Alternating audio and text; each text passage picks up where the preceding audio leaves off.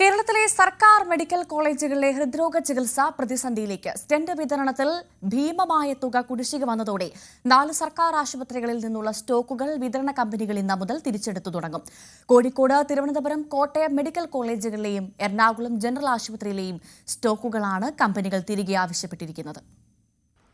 കേരളത്തിലെ സർക്കാർ ആശുപത്രികളിൽ ഈ വർഷം മാർച്ച് 31 വരെ സ്റ്റെന്റ് വിതരണം നടത്തിയതിൽ 158 കോടിയിലധികം രൂപയാണ് കുടിശ്ശികയായുള്ളത്. സർക്കാർ ആശുപത്രികളിൽ ശസ്ത്രക്രിയ ഉപകരണങ്ങൾ വാങ്ങിയതിന്റെ കുടിശ്ശിക കൊടുത്തു തീർക്കാനായി ആരോഗ്യവകുപ്പ് തുക അനുവദിച്ചിരുന്നു. ഇതിനു പിന്നാലെ ഇതിൽ ചെറിയ ശതമാനം തുക വിതരണക്കാർക്ക് നൽകിയിട്ടുമുണ്ട്.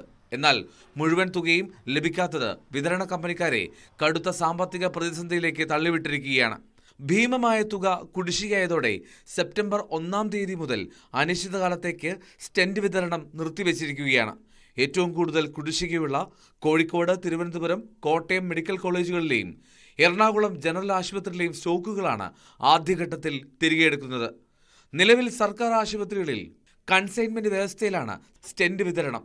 വിഷയമുന്നയിച്ച് ആശുപത്രികളിലെ സ്റ്റോക്കുകൾ ഒക്ടോബർ 5 മുതൽ തിരിച്ചെടുക്കുമെന്നായിരുന്നു ആദ്യം അറിയിച്ചിരുന്നത്. എന്നാൽ ഡോക്ടർമാരുടെ അടക്കം അഭ്യർത്ഥന പരിഗണിച്ചാണ് കൂടുതൽ സാവകാശം നൽകിയത്. ന്യൂസ് 18 തിരുവനന്തപുരം. സാരംഗ് സുധാകരൻ വിവരങ്ങളുമായി ചേർന്നു. സാരംഗ്, പ്രധാനപ്പെട്ട മെഡിക്കൽ കോളേജുകൾ ഉൾപ്പെടെയുള്ള ആശുപത്രികളെയാണ് വലിയ തരത്തിൽ ഇത് ബാധിക്കുന്നത്, രോഗികളെയാണ് വലിയ തരത്തിൽ ബാധിക്കുന്നത്. എങ്ങനെ പരിഹരിക്കും? വിവരങ്ങൾ എന്താണ്?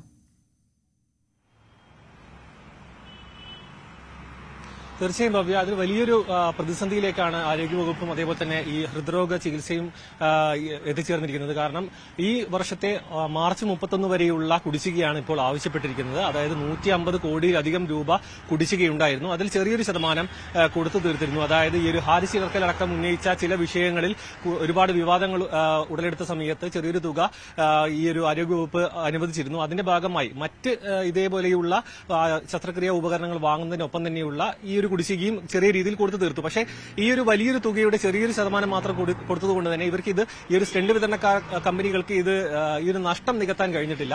മാത്രമല്ല ഭീമമായ തുകയാണ് മെഡിക്കൽ കോളേജുകൾ, അതായത് ഏറ്റവും കൂടുതലുള്ളത് കോഴിക്കോട് മെഡിക്കൽ കോളേജാണ്, പിന്നീട് കോട്ടയം, തിരുവനന്തപുരം മെഡിക്കൽ കോളേജും പിന്നീട് എറണാകുളം ജില്ലാ ആശുപത്രിയുമാണ് ഈ ഏറ്റവും കൂടുതൽ കുടിശ്ശികയുള്ളത്. ഏറ്റവും കൂടുതൽ കുടിശ്ശിക വരാനുള്ളൊരു കാരണം ഈ ആശുപത്രികളിൽ മാസം 300-ലധികം ആൻജിയോപ്ലാസ്റ്റികൾ നടക്കുന്നുണ്ട് എന്നതാണ് വസ്തുത. അത് ഓരോ രോഗിക്കും ഒരു സ്റ്റെന്റിലധികം സ്റ്റെന്റുകൾ ഉപയോഗിക്കുന്ന ഒരു പശ്ചാത്തലമുണ്ട്.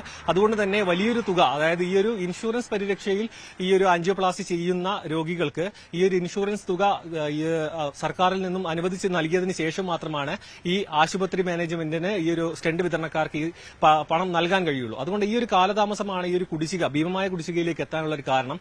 ഈ ഒരു പ്രതിസന്ധി മറികടക്കണമെങ്കിൽ കൃത്യമായൊരു തുക അനുവദിച്ച് നൽകുകയല്ലാതെ മറ്റൊരു വഴിയില്ല. കാരണം ഈ ഒരു കൺസൈൻമെന്റ് തുടരുക. ഇപ്പോൾ chamber of distribution of medical implants and ഡിസ്പോസലിന്റെ പ്രതിനിധി ശ്രീ നിതീഷ് നമുക്കൊപ്പം ചേരുന്നുണ്ട്. ശ്രീ നിതീഷ്, ഞങ്ങൾക്കറിയാം വലിയൊരു തുക തന്നെ, ഭീമമായൊരു തുക തന്നെയാണ് നിങ്ങൾക്ക് കുടിശ്ശികയായി ലഭിക്കാനുള്ളത്. പക്ഷേ സാധാരണക്കാരായ രോഗികളെയാണ് ഇത് വലിയ തരത്തിൽ ബാധിക്കുന്നത്. സർക്കാർ ഒരു ഇടപെടൽ നടത്തുന്നില്ല. എന്താണ് നിങ്ങളുടെ പ്രശ്നം? വിവരങ്ങൾ എന്തൊക്കെയാണ് നിങ്ങൾക്ക് പറയാനുള്ളത്? നമ്മൾ ഓഗസ്റ്റ് ഫസ്റ്റ് വീക്കിൽ നമ്മൾ മിനിസ്റ്ററെ കണ്ട് നമ്മൾ ലെറ്റർ കൊടുത്തിരുന്നു. ഇങ്ങനെ ബുദ്ധിമുട്ടുണ്ട്, നമ്മൾ കുറെ കാത്തു നിൽക്കുന്നു എന്ന് പറഞ്ഞ് ലെറ്റർ കൊടുത്തിരുന്നു. അത് അടിസ്ഥാനത്തിൽ ഓഗസ്റ്റിൽ പോസിറ്റീവായി റെസ്പോൺസ് ഉണ്ടാവും, പേയ്മെന്റ് വരുന്നു പറഞ്ഞിരുന്നു. 30 വരെ ഞങ്ങൾ വെയിറ്റ് ചെയ്തപ്പോൾ 1-ാം തീയതി നമ്മൾ സ്ട്രൈക്ക് സ്റ്റാർട്ട് ചെയ്തു. സെപ്റ്റംബർ, ഒക്ടോബർ വരെ നമ്മൾ വെയിറ്റ് ചെയ്തു. സെപ്റ്റംബർ അവസാനം സെപ്റ്റംബർ 25-ാം തീയതി നമ്മൾ ഓൾറെഡി ലെറ്റർ കൊടുത്തിരുന്നു. ഇനിയും നമ്മൾ പോസിറ്റീവ് തീരുമാനം ഉണ്ടായിട്ടില്ലെങ്കിൽ നമ്മൾ സ്റ്റോക്കുകൾ, നമ്മൾ തന്നെ പെയ്ഡ് സ്റ്റോക്കാണ് കാറ്റാബിൾ കൺസൈൻമെന്റിന് വെച്ചത്. ആ സ്റ്റോക്ക് നമ്മൾ തിരിച്ചെടുക്കുന്നു ലെറ്റർ കൊടുത്തിരുന്നു. 5-ാം തീയതി നമ്മൾ ഒക്ടോബർ 5-ാം തീയതി തിരിച്ചെടുക്കുന്നു പറഞ്ഞ് സെപ്റ്റംബർ 20 ലെറ്റർ കൊടുത്തിരുന്നു. അത് ഒക്ടോബർ 3-ാം തീയതി നമുക്കൊരു ഓൺലൈൻ മീറ്റിംഗ്, DMEയുടെ ഓൺലൈൻ മീറ്റിംഗ് ഉണ്ടായിരുന്നു. അതിൽ അവർ എത്രയും പെട്ടെന്ന് പേയ്മെന്റ് ക്ലിയർ ചെയ്യുന്നു ഉറപ്പ് തരുന്നു. അതേ അടിസ്ഥാനം നമ്മൾ 5-ാം തീയതി സ്റ്റോക്ക് എടുത്തില്ല.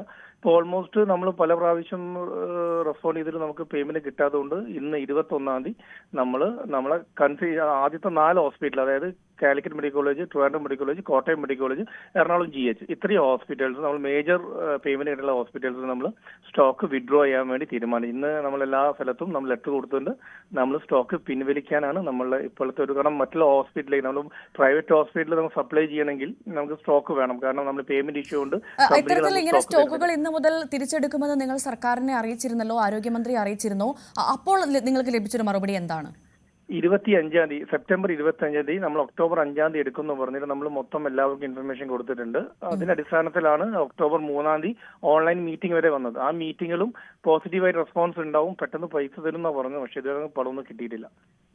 പണം കിട്ടിയില്ലെന്ന് പറഞ്ഞാൽ നമ്മൾ മാർച്ച് 2025 മാർച്ച് വരെ, അതന്നെ നമുക്ക് ഒരു ലക്ഷം 8 മാസം ഔട്ട്സ്റ്റാൻഡിംഗ് ഡ്യൂ. എന്നിരുന്നാലും മാർച്ച് 31 വരെയുള്ള പേയ്മെന്റെങ്കിലും നമുക്ക് തീർത്തരണം റിക്വസ്റ്റ് ചെയ്തിരുന്നു. എത്രയാണ് നിങ്ങൾക്ക് കിട്ടാനുള്ളത്? കുടിശ്ശിക എത്രയാണുള്ളത്? നമുക്ക് 158.9 കോടിയാണ് നമുക്ക് പേയ്മെന്റ്. നമുക്ക് അന്ന് ജൂൺ വരെയുള്ള കണക്കെടുത്തിട്ട് നമ്മൾ ഓഗസ്റ്റിൽ കൊടുക്കുമ്പോൾ ജൂൺ 30 വരെയുള്ള കണക്കെടുത്തിട്ടാണ് കൊടുത്തത്. ആ 158.9 ക്രോസ് ആണ് കിട്ടാനുള്ളത്. അതിൽ ഓൾമോസ്റ്റ് ഒരു എല്ലാം കൂടെ കേരളത്തിൽ ഒരു 10-28 കോടിയോളം നമുക്ക് ട്രാൻസ്ഫർ ആയി വന്നിട്ടുള്ളൂ. അതായത് പലതവണ അറിയിച്ചിട്ട് പോലും സർക്കാരിൽ നിന്ന് ഉചിതമായ ഒരു മറുപടി നിങ്ങൾക്ക് ലഭിച്ചിട്ടില്ല അല്ലേ? കഴിഞ്ഞ വർഷം 2024 ഏപ്രിലിൽ നമ്മൾ ഇതേപോലെ സ്ട്രൈക്ക് വന്ന സമയത്ത് സമരം നിർത്തുമ്പോൾ ഏകദേശം 70 കോടി ഔട്ട്സ്റ്റാൻഡിംഗ് വെച്ച് സമരം നിർത്തുമ്പോൾ ഞങ്ങൾക്ക് ആ സമയം കിട്ടിയ ഉറപ്പ് എന്തായിരുന്നു വെച്ചാൽ നമ്മൾ പേയ്മെന്റിൽ എല്ലാ മാസവും കുറച്ച് എമൗണ്ട് തന്നിട്ട് പെട്ടെന്ന് ക്ലിയർ ചെയ്യുന്ന പറഞ്ഞു. ആ ഒരു വിശ്വാസത്തിൽ എടുത്തുകയാണ് കഴിഞ്ഞ പ്രാവശ്യം നമ്മൾ സ്ട്രൈക്ക് നിർത്തിയത്. പക്ഷെ അവിടുന്ന് ഇങ്ങോട്ടും സമീപനം പഴയതുപോലെ ആയിരുന്നു. അതുകൊണ്ടാണ് ഇപ്രാവശ്യം നമുക്ക് മാർച്ച് വരെ പേയ്മെന്റ് കിട്ടിയാൽ മാത്രമേ നമുക്ക് റീപ്ലേസ് ചെയ്യാൻ പറ്റുള്ളൂ എന്നുള്ളൊരു തീരുമാനം എടുക്കാനുള്ള കാരണം കഴിഞ്ഞ പ്രാവശ്യം ഉറപ്പിൽ നിന്ന് നിർത്തിയിട്ട് നമുക്ക് പേയ്മെന്റ് കിട്ടിയിട്ടില്ല. നിതീഷ്, നിങ്ങൾ എന്തായാലും ഇന്നു മുതൽ സ്റ്റോക്കുകൾ തിരിച്ചെടുക്കുമെന്ന് പറയുന്നു. ഇത് സാധാരണക്കാരായ രോഗികളെ ബാധിക്കുന്ന ഒരു വലിയ പ്രശ്നമാണ്. അപ്പോൾ നമുക്കിത് എങ്ങനെ പരിഹരിക്കാം? അല്ല, അതിനൊരു ഇഷ്യൂ എന്ന് പറഞ്ഞാൽ കഴിഞ്ഞ 18-19 മാസമായിട്ട് നമ്മൾ സപ്ലൈ ചെയ്ത പൈസ കിട്ടാതിരുന്നപ്പോഴും നമ്മൾ റെന്റ് കൊടുക്കണം, നമ്മൾ ഇലക്ട്രിസിറ്റി ബില്ല് അടയ്ക്കണം, GST എമൗണ്ട് അടയ്ക്കണം, സ്റ്റാഫിന് സാലറി കൊടുക്കണം. ഇതൊക്കെ നമ്മൾ കഴിഞ്ഞ ഈ പേഷ്യൻസിന്റെ ഈ ബുദ്ധിമുട്ട് പരിഗണിച്ച് കഴിഞ്ഞ 21 മാസമായിട്ട് നമ്മളെ കയ്യിൽ നിന്ന് എടുത്തിട്ടും കടമെടുത്തിട്ടും ലോൺ എടുത്തിട്ടും മാനേജ് ചെയ്തു പോവാണ്. ഇതിനപ്പുറത്ത് ഞങ്ങൾ എങ്ങനെയാ സ്ട്രെച്ച് ചെയ്യുക? ഞങ്ങൾക്ക് ബിസിനസ് മുന്നോട്ട് കൊണ്ടുപോകണ്ടേ? തീർച്ചയായും നിങ്ങളുടെ സാഹചര്യം പറഞ്ഞോളൂ.